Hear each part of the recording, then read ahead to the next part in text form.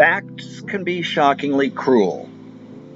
The mating game consists of men trying to secure sex without commitment and women trying to gain financial and emotional commitment without giving sex to men. Yes, complexities of the human heart are vast.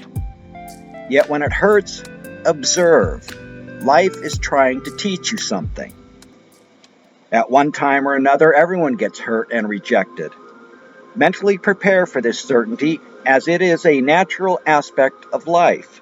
But it's not enough to solely have brilliant observations. One must have the ability to identify the causes as well as viable real-world solutions.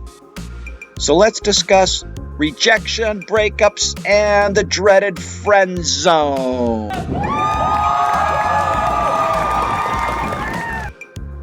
By design, human beings are blessed with emotions, and successful relationships require mutuality of giving and taking.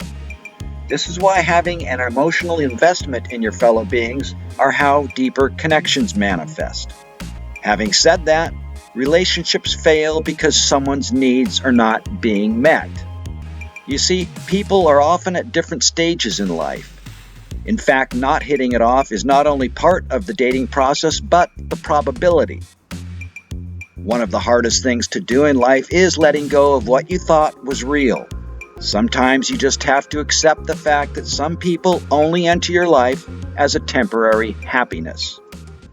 Also note that good things fall apart, so better things can fall together. There is no avoiding rejection, only coming to peace with it. And although my belief that unconditional love is not a positive trait, love ought not be a paralyzing codependence. Maintaining a healthy relationship includes the balance of intimacy and independence. It needn't be chronically exhausting either. Come on, what isn't sustainable won't be sustained. And the longer you live the illusion, the harsher reality will become. Sure, past personal attitudes and experiences impact our perceptions. However, anxiety, stress, and a heightened sense of constantly being on guard should not be your life's natural pace. You have a moral right to your own life, and no, a miserable life is not normal. Remember, your past does not determine who you are. Your past prepares you for who you are to become. Sure, optimism is fine, but facts are better. And the sad fact is, Zeb's cousin Barry Funkbutter is back and still advocating suspension of reality, expecting his putridly crass pickup lines to ascend higher than primate level. If you're boldly going nowhere, I can help you get there. 4% success. Love is a sensation caused by a temptation to feel penetration. Do you get my explanation, or do you need a demonstration? 5%. You ought to work at the zoo, because you're a keeper. 21% success ratio. Are you a computer whiz? It seems you know how to turn my software into hardware. 3%. Did you drop something? Oh, sorry, that was my jaw. 30%. Your body reminds me of Visa, because it's everywhere I want to be. 12% success. If you ain't used to a whole lot, I may not be too bad. 7%. I didn't choose you, my pecker did. 2%. Did you know that petting is the study of anatomy in Braille? Has a 6% success ratio. You're kind of a wallflower, but I bet you're a dandelion in bed. 3% success. Yep, any connection Barry Funkbutter has with reality is tangential and purely accidental. And yep, Barry makes Zeb look like a Cub Scout. In the 60s, people took acid to make the world weird.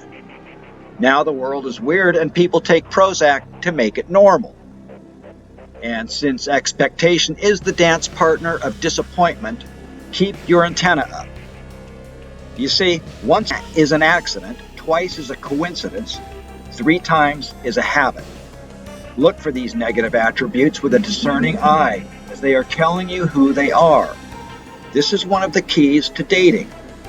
The damaged person's normal is an emotional roller coaster filled with chaos, instability, coercion, and sometimes violence. Thoughts of stability, contentedness, and tranquility are foreign concepts that they actually find boring, as these attributes were never a part of their normal. However, it's not your job to continually soothe their deepest angst. Once you have identified their core values, you will begin to understand why they live a certain way. Not all relationships pan out, and when needs are not met, resentment builds. Some are emotionally unavailable, while others actually fear intimacy. But either way, it is unwise to invest in someone who isn't fully invested in you. So become shrewder at reading personalities, thus reducing dead-end relationships. Look, you cannot negotiate desire. If they can't do it, it ain't going to happen. Nor should you want it to. You're not doing them any favors by keeping them away from a less complex, more part-time relationship.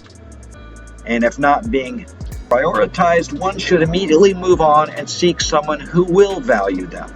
Stringing people along is disrespectful because it is wasting people's time, effort, and emotions. Conversely, letting your intentions be known is honest. Ambiguity is dishonest and wasteful. Honesty mixed with kindness is the best course. Wish them the very best and move on. Holding grudges and getting angry is asinine. Weak people revenge, strong people forgive, intelligent people ignore. Patience is the calm acceptance that things can happen in a different order than the one you had in mind. And dating is all about discerning compatibility, connection, chemistry, character, conversing, and commonalities. So it really should not come as a surprise when the primary difference between a friend and a lover is physical intimacy. Although it can also be the ultimate consolation prize, if you start out acting like a friend, she will assume that you will always be a friend. And once a woman thinks of you in a particular way, she's apt to continue thinking of you in that way. So never get pissed off if a woman friend zones you. She can't read your mind, and of course you can't win them all. Plus, you wouldn't want someone to be with you who isn't into you anyway. Remember, women do not owe you their romantic endorsement, and men, just know that the biggest room in the world is the room for improvement. Yep, one day you're the best thing since sliced bread. The next, you're toast. So keep in mind it is the frequent small kindnesses that cement relationships. Oh, and be sure to cherish friendships. After all, a good friend is like a good bra. Hard to find, supportive, and always close to your heart. I say right on.